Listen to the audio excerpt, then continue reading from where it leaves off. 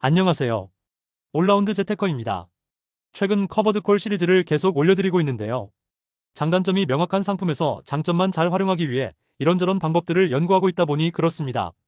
오늘은 MSTY로 월 배당 1000만원이 들어올 경우 어떻게 재투자를 하는 게 가장 효율적일지 한번 비교해 보려고 합니다.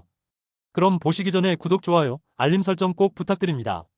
1억을 투자해서 월 배당 1000만원을 받을 수 있는 상품은 정말 매력적입니다. 하지만 그대로 받아서 소비해버린다면 성장주나 나스닥 지수 투자를 통해 얻을 수 있는 시세 차익 기회비용이 날아가게 됩니다.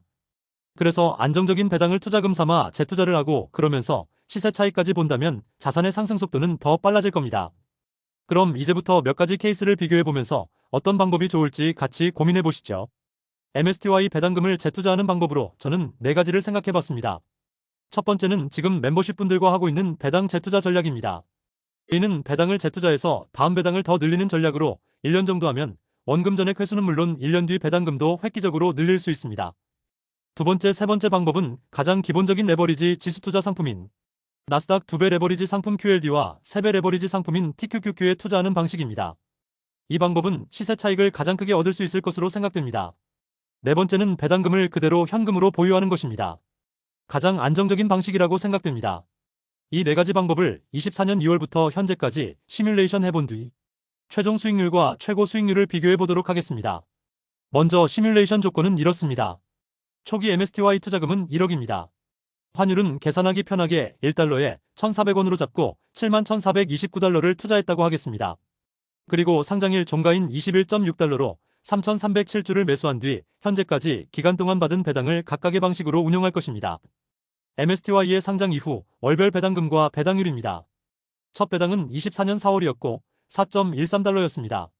이는 배당 전일 종가 대비 9.8% 수준입니다. 이후 배당률이 변동이 있기는 했지만 평균 8%의 배당률을 기록하고 있습니다. 자, 이제 본격적으로 전략별 시뮬레이션 결과를 한번 보도록 하겠습니다.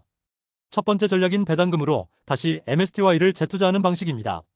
이 방식은 배당금 수령 전에는 MSTY와 동일하게 움직이다가 배당 수령 이후 약간의 우위를 보이며 움직입니다. 그러다 MSTY가 가장 높았던 24년 11월에 재투자 그래프도 최고점을 찍게 됩니다. 이때의 수익률은 308%로 원금 대비 3배 상승한 금액입니다.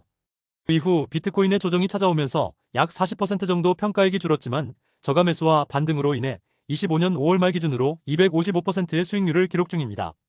두 번째는 QLD를 샀을 경우인데요. 이때는 MSTY 재매수보다 일찍 격차를 벌리게 됩니다. 그리고 나스닥 지수의 움직임을 추종하기 때문에 비트코인이 하락해서 MSTY가 빠질 때도 총 투자 수익은 상승하게 됩니다. 위험을 분산해서 리스크를 해지하는 효과를 볼 수 있게 된 것입니다.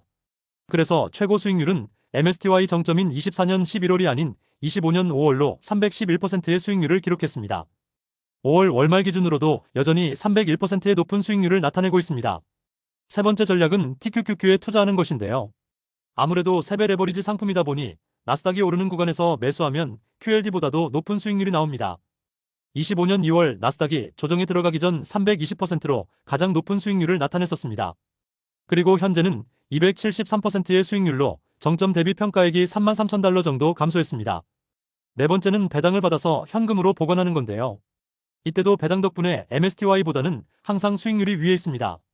하지만 최고 수익률이 MSTY 고점과 정확하게 일치하고 배당을 가지고만 있었기 때문에 179%밖에 되지 않습니다.